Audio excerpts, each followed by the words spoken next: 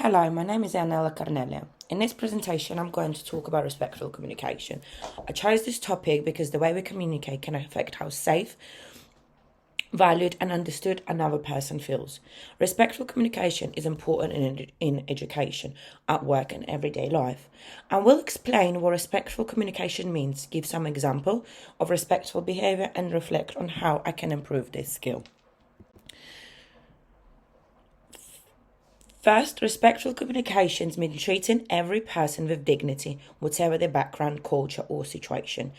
It includes listening carefully, speaking politely, and avoiding judgmental language.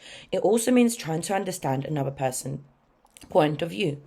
The words we use are important. Labels, blame, and stereotypes can make people feel judged or ignored. Respectful language can help us recognize the person rather than only their role, problem, or condition.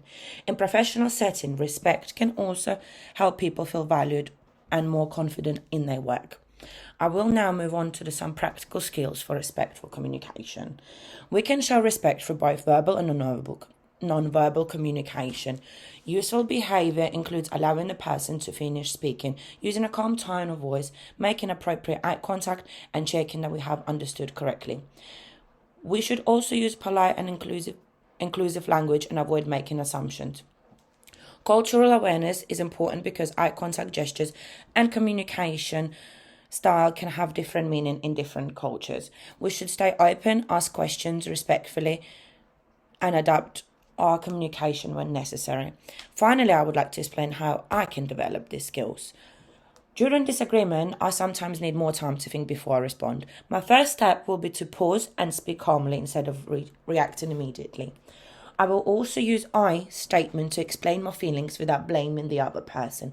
After an important conversation, I can reflect on my language, tone of voice, and body language. I can also ask people I trust for honest feedback about the way I communicate.